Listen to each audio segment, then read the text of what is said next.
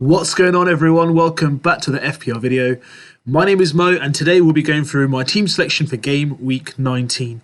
The FPL season is coming thick and fast, and we're almost halfway through the season.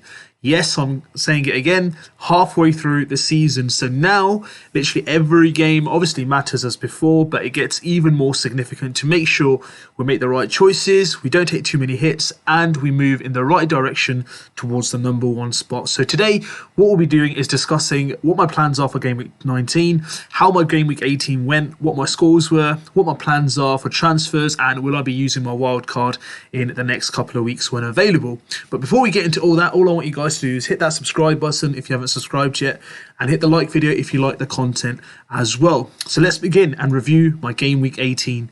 So the points was 61. The good news is I also won my the cup game for the FPL season. So in regards to that, my opposition player or manager got 21 points, whereas I got 61. So let's review from the defensive point of view. Apologies. So from Man City, I had Edison in goal, Diaz and Cancelo. The first best thing, or the first thing that I was looking to tick off my checklist, was the clean sheet, which they did achieve. They were lucky, to be honest. I think it was a penalty from Edison on, I think it was Ryan Fraser. It was a stonewall penalty. The reasoning given was Cancelo had the ball, which I don't really agree with, because if that's the case, then literally if anyone else has the ball, I can go and two-foot someone because they're not on the ball, right? So we can't be there's not any consequences for that. But for me, that was a penalty. It shouldn't have been a clean sheet. But it started off really well. Cancelo got me an assist and Diaz got me a goal within the first 10 minutes of the game. And then Diaz obviously got another spectacular goal, along with bonus points as well. So I managed to take away 36 points from 3 players of Man City, which was basically half of my score. I had 3 players that did not feature. That was Douglas Luiz, Watkins from Aston Villa, and Brownhill from Burnley, who was in my midfield.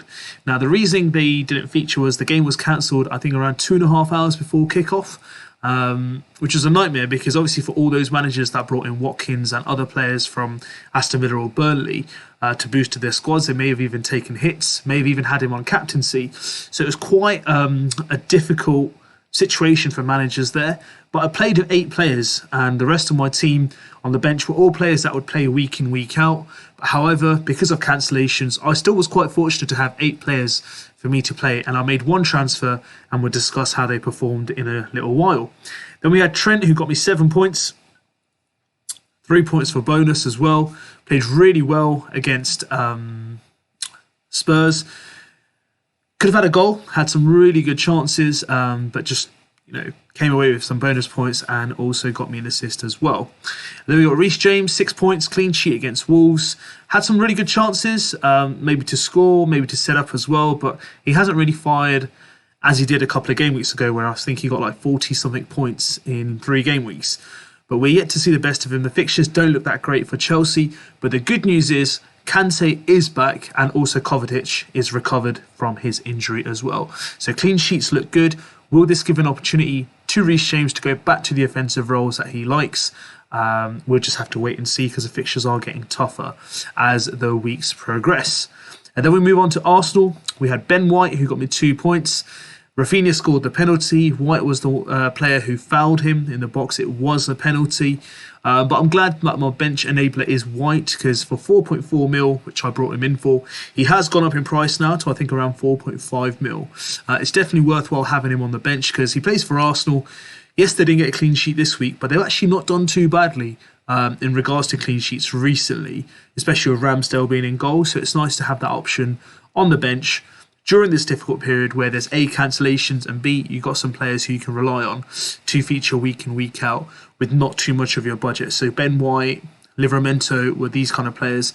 And even Tsimikas to some extent now, because of Robertson's, I think he's been suspended for 3 games. So that's 2 games in the Premier League and 1 game in the Carabao Cup. So for 3 weeks, or 2 weeks in FPL for sure, would it be worthwhile moving over to Tsimikas for 3.7 mil? But for me, I'm kind of going to stay on the White kind of thought process that I had, because I don't really want to play around with my transfers a bit too much.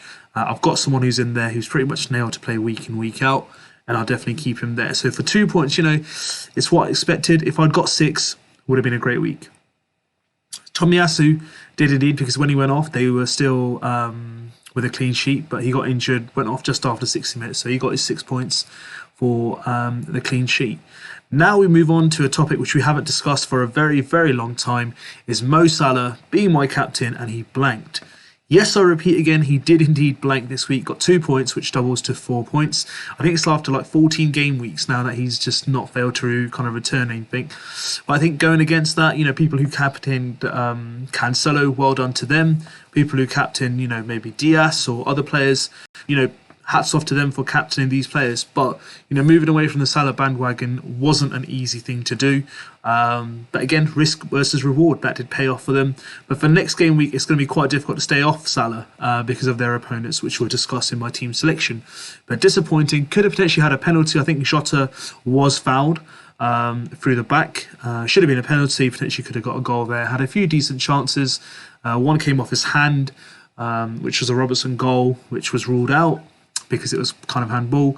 But otherwise, had a good game. Spurs did really well to keep him quiet. But I still think, it was due a blank game week and it's just come now. But I think in his next game week, he shall be back and I'll still keep him on the R band for the next game week. Moving on to the final player. So my only transfer for the week, where I took out Wilfried Zaha and brought in Emil Smith-Rowe. Again, he didn't start. Martinelli did. Martinelli went big, 15 points. A couple of goals in terms of returns. But Smith-Rowe didn't do so bad either. Came on for about 10-12 minutes. Got a goal. Got the same points as Saka. It's not ideal for a Smith-Rowe owner point of view that, he's coming off the bench. Martinelli, Odegaard, Saka are getting the nod. But to be fair, with the points he's scoring for what I'm paying for him in terms of 6 mil, I think it's fine. And I've got players on the bench that, let's say if he doesn't come on for even those 10-12 minutes, I've got players like White, and other players on the bench such as Douglas Luiz, Brownhill to cover if needed be as well. But otherwise, 61 points from 8 players, just under 8 points per player. I'll take that of this game week, considering the average points was only 39. A big green arrow, I've gone from around 1.6 mil to 1.3 to 8. So I went up, I think it was around 300,000. So in the last couple of game weeks, I've gone up like 800,000 in 3 game weeks, which I'm really happy with. So what we need to do is just make sure we stay focused, don't take too many hits, have a clear mindset and make our decision to ensure that we can maximise our returns and make our transfers as late as possible. The aim is that the games will go ahead, but the Premier League has discussed what they needed to do. Make sure the under-23s are available and they need to make sure they have a squad ready to put out for game weeks because the football has to go ahead according to them, and we are excited to have football at the best time of the year for us. So let's move on now to game week 19, what we've all been waiting for, and this is what the team looks like. So let's start from the back again. I have the triple City defence again. So Edison, Diaz and Cancelo, they're going to be playing against Leicester at home. Now, Leicester haven't had the best of seasons. Yes, they've scored 4 goals against Newcastle. Yes, they've scored a couple of goals in the last few games. But coming up against City will be challenging. Yes, I know they won 5-2 a couple of seasons ago at the Etihad. But this is going to be a different game because I think City have won 8 in a row in the Premier League. Can I see them keeping a clean sheet? I think so. I know Daka, Iheanacho, Vardy can score on the day. Maddison's been in good form. But I just think that City will be just a bit too strong for Leicester. And I just think they've been in superb form. I think they can keep a clean sheet. Cancelo potentially could get me another return. Diaz, if he could, would be great. Will he be benched? Not too sure. I know he got a bit of a graze or a cut above his eye, but he did go off around 60 minutes and he looked okay. So it wasn't an injury-related substitution. I just think they were saving him for more games to come in the future. Then we got Trent against Leeds. Great fixture for them at Anfield. They've shipped 11 goals in the last 2 games. Leeds, 7 against Man City, 4 against Arsenal. Liverpool could have a treat day. I mean, I'm not even going to be exaggerating. Can they beat the 7 that Man City scored? They generally can, because when Liverpool are on it, they are on it actually, to be fair. If they get any more injuries in terms of Leeds, I don't know who they're going to put out on the field, but it's definitely going to be a good game to have Liverpool assets. Then I've got Reece James against Aston Villa. He was fit to play on the weekend, so hopefully he's not some COVID-related issues in terms of himself. For Chelsea, so I think he should be available. Again, another attacking prospect, and I think he can challenge the Aston Villa defence on the weekend. So 4 at the back. Then we're going to go for 3 in the middle. Mo Salah going to be my captain against Leeds. It's pretty much a a straightforward decision for myself because Leeds defensively look absolutely, I'd say, all over the place. But, Salah, he's been in great form this season. Just blanked last game week after like 14 game weeks back-to-back of scoring some form of returns. So I think, there should be a chance of him going big, and I think he'll be the most captain player this game week. Will people hit the triple captaincy option? We'll have to wait and see. But for me, I'm going to wait for a double game week to put a triple captaincy armband on someone just in case that one game week does go blank again. So Salah to be captain, and that will be my 2 players for Liverpool playing Leeds. Then I've got Emil Smith-Rowe against Norwich. Again, will he get the minutes or not? He has featured in the League Cup for the game. So is that like a rotation policy? Is that like a straightforward decision that he will be on the bench on the weekend? If so, I've got Ben White who can come on and cover in regards to any kind of no minutes or not getting any game time. There is cover for him on the bench, but I'll start with him anyway because he has played well really over the last couple of game weeks, and he has got goals even as a sub appearance. Then we've got Bowen against Southampton at home. Southampton have struggled this season, and Bowen has been in good form. For West Ham, they've had a few games cancelled, and I think he had a really good game against Chelsea, and we just got continue to see that good form this season. So for me, I'm going to back him through the fixture schedule that West Ham do have. They have a very generous fixture schedule over this Christmas period into New Year. Let's just hope he can get some good points for me and the returns that I'm hoping for.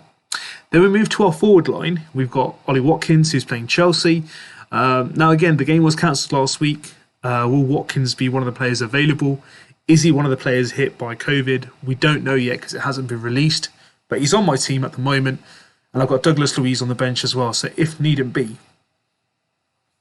they don't play. It's a shame I've got cover on the bench. If they do, then Brownhill. He hasn't played in the last Burnley game that did take place. But again, there are players that can come in and cover as well. Because what we're looking to do is actually minimise the damage of how many players are playing or not. So for now, Watkins is in the squad. And, fixtures after Chelsea do look very good for Aston Villa themselves. Then moving on to my second West Ham player, which is Antonio. He has, blanked a lot. I must say, since he got suspended against Manchester United, I think he's got 2 returns in about 12 games.